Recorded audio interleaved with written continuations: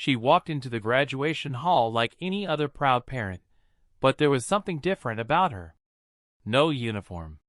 No rank on her shoulders. Just a quiet presence and a tattoo on her arm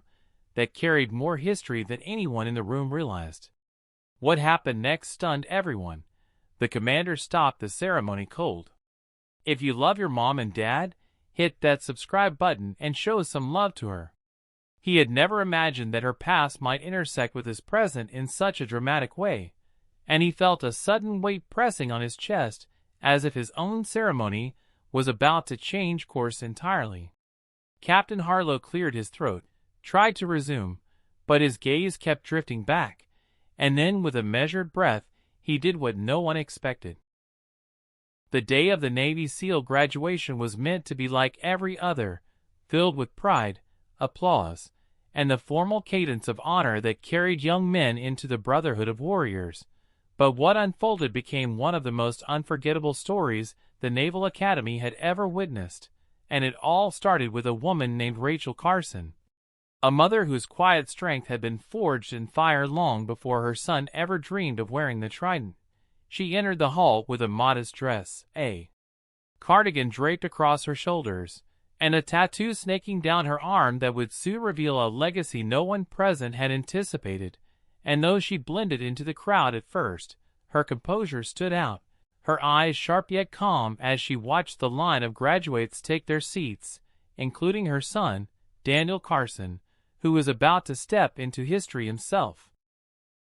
The commander overseeing the event, a decorated veteran named Captain James Harlow, began his address with authority and tradition, speaking of sacrifice, duty, and the price of freedom. But as his eyes drifted across the audience, he caught sight of Rachel's tattoo, a black-inked insignia, worn with time, unmistakable to those who had lived through certain battles, and for a moment his words faltered, his voice caught in his throat, because what he recognized was not simply body art but a symbol reserved for those who had been part of the most secretive and elite missions of the modern era, the kind whispered about in classified briefings and sealed in government archives. The audience noticed his pause, though they didn't understand it, but Rachel did, and for the first time in years, she realized her past was no longer invisible.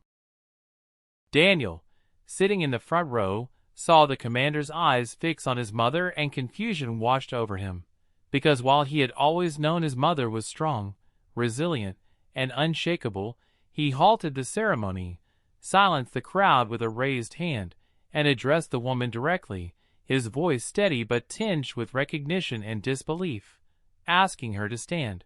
Whispers rippled through the audience, graduates shifting uneasily in their seats, as Rachel rose slowly, her cardigan slipping from her shoulder, fully revealing the tattoo, the emblem of a covert Delta Force unit that had operated in some of the most hostile territories decades earlier, a unit thought to have been disbanded and its members scattered into anonymity. The room froze, the weight of silence heavier than any words, until Harlow finally broke it by telling the assembled men and women that before them stood not just the mother of a graduate, but a legend who had once saved lives in missions they could never read about in history books, operations that shifted the balance of conflicts though the world would never know her name. Rachel's son sat stunned, his world tilting, as memories of his childhood suddenly reframed themselves in his mind.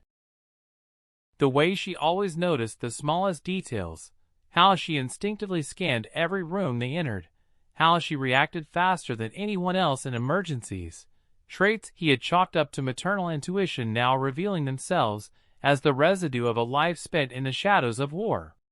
The audience leaned forward, captivated, as the commander invited Rachel to the stage, but she shook her head softly, declining the spotlight, her humility as fierce as her past, and instead she simply nodded to her son, a signal only he seemed to understand, telling him without words that this day was his, not hers.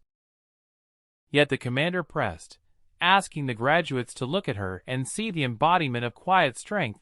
the kind that asks for no recognition yet deserves it most, And in that moment Rachel's story began to pour out, not through her own voice, but through Captain Harlow's, who had once, years ago, been on the receiving end of her courage during an ambush in a desert valley where survival seemed impossible. And as he recounted that night, Rachel's presence shifted from mysterious to monumental. She had been the one to drag him, and two others out under fire, to hold the line long enough for extraction, to fight with a determination that still haunted him in dreams, and though her records were sealed, he bore witness to her truth now, in front of her son, and the next generation of warriors. Daniel's heart pounded as tears stung his eyes. The pride of knowing his mother not only raised him, but had once shielded men like Harlow with her own life flooding him with awe, and the graduates around him shifted, realizing they were in the presence of someone who had walked the path they were only just stepping onto. But the story didn't end there, because as the ceremony resumed, a twist unfolded that no one saw coming. One of the masked men Rachel had once faced in battle, thought long gone, was revealed to have resurfaced in the shadows of the very city hosting the graduation, and intelligence officials in the room exchanged glances, whispers circulating, as if Rachel's presence had stirred ghosts from the past. What began as a graduation was quickly transforming into a convergence of histories, and Rachel herself felt it, the old instincts returning.